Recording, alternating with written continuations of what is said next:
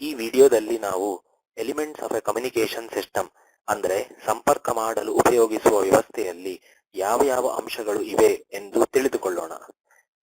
ಯಾವುದೇ communication system ಇರಲಿ, 3 ಅಂಶಗಳು ಪ್ರಮುಖವಾಗಿವೆ: ಟ್ರಾನ್ಸ್ಮಿಟರ್, ರಿಸೀವರ್ ಹಾಗೂ ಚಾನಲ್.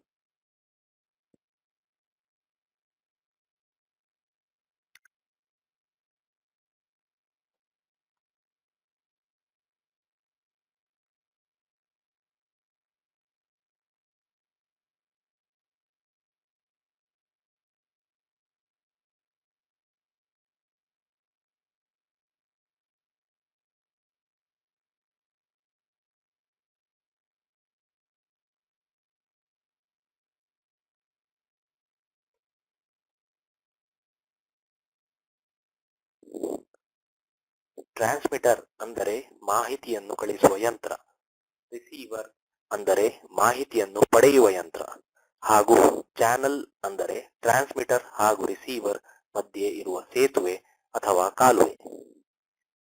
ಚಾನಲ್ ಅನ್ನುವುದು ವೈರ್ಲೆಸ್ ಇರಬಹುದು ಅಥವಾ ವೈರ್ಸ್, ಕೇಬಲ್ಸ್ ಆಗಿರಬಹುದು.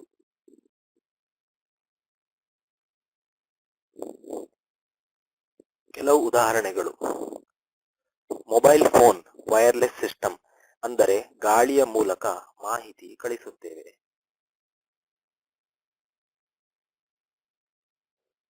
ಟೆಲಿಫೋನ್ ಮಾಹಿತಿ ವೈರ್ ಅಥವಾ ಕೇಬಲ್ ಮೂಲಕ ಕಳಿಸುತ್ತೇವೆ, ಇದು ಟೆಲಿಫೋನ್ ವೈರ್ಡ್ ಸಿಸ್ಟಮ್.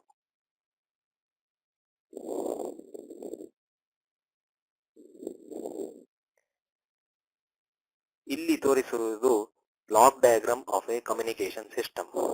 ಇದು ಟ್ರಾನ್ಸ್ಮಿಟರ್, ಇದು ರಿಸೀವರ್ ಹಾಗೂ ಇದು ಚಾನಲ್. ಟ್ರಾನ್ಸ್ಮಿಟರ್ನ ಕೆಲಸ ಮಾಹಿತಿಯನ್ನು ಚಾನಲ್ಗೆ ಸರಿಹೊಂದುವಂತೆ ಮಾಡಿ ಇಡುವುದು. ರಿಸೀವರ್ನ ಕೆಲಸ ಚಾನಲ್ ಮೂಲಕ ಬಂದ ಮಾಹಿತಿಯನ್ನು ಉಪಯೋಗಿಸಲು ಆಗುವಂತೆ ಮಾಡುವುದು. ಆದರೆ ಉಪಯೋಗಿಸಲು ಆಗುವಂತೆ ಮಾಡುವ ಉದ್ದೇಶವೇನು? ಈ ಚಾನಲ್ ಇರುವ ಕಾರಣ. ಈ ಚಾನಲ್ ಟ್ರಾನ್ಸ್ಮಿಟರ್ನಿಂದ ಬಂದ ಮಾಹಿತಿಯನ್ನು ಮಲಿನ ಮಾಡಿ ರಿಸೀವರ್ಗೆ ಕಳಿಸುತ್ತದೆ. ಈ ಮಾಲಿನ್ಯಕ್ಕೆ ನಾಯ್ಸ್ ಎಂದು ಹೇಳಬಹುದು. ರಿಸೀವರ್ಗೆ ತಲುಪುವ ಈ ನಾಯ್ಸಿ ಸಿಗ್ನಲ್ ಅಥವಾ ಅಸ್ಪಷ್ಟವಾದ ಮಾಹಿತಿಯನ್ನು ಉಪಯೋಗಿಸಲು ಆಗುವಂತೆ ರಿಸೀವರ್ ಮಾಡುತ್ತದೆ. ಮುಂದೆ ನಾವು 2 ರೀತಿಯ ಕಮ್ಯುನಿಕೇಶನ್ ಸಿಸ್ಟಮ್ ಬಗ್ಗೆ ತಿಳಿದುಕೊಳ್ಳೋಣ. ಒಂದು ಪಾಯಿಂಟ್ ಟು ಪಾಯಿಂಟ್, ಮತ್ತೊಂದು ಬ್ರಾಡ್ಕಾಸ್ಟ್.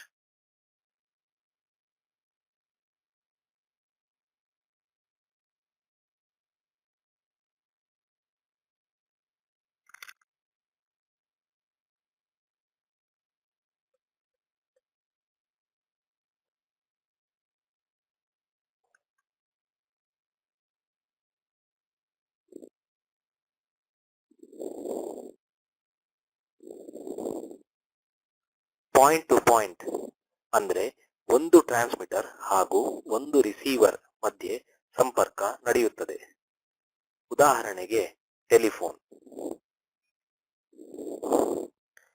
ಇಲ್ಲಿ ಟ್ರಾನ್ಸ್ಮಿಟರ್ ಹಾಗೂ ರಿಸೀವರ್ ಎರಡೂ ಇರುತ್ತದೆ. ನಾವು ಮಾತನಾಡುವಾಗ ಅದು ಟ್ರಾನ್ಸ್ಮಿಟರ್ ಹಾಗೂ ನಾವು ಕೇಳುವಾಗ ಅದು ರಿಸೀವರ್. ಇದು ಪಾಯಿಂಟ್ ಟು ಪಾಯಿಂಟ್ ಸಿಸ್ಟಮ್. ಆದರೆ ಬ್ರಾಡ್ಕಾಸ್ಟ್ ಅಂದರೆ ಒಂದು ಟ್ರಾನ್ಸ್ಮಿಟರ್ ಹಾಗೂ ಹಲವು ರಿಸೀವರ್ಗಳು ಇರುತ್ತವೆ. ಇಲ್ಲಿ ಒಂದು ಟ್ರಾನ್ಸ್ಮಿಟರ್ ತುಂಬಾ ರಿಸೀವರ್ಗಳಿಗೆ ಮಾಹಿತಿಯನ್ನು ಕಳಿಸುತ್ತದೆ.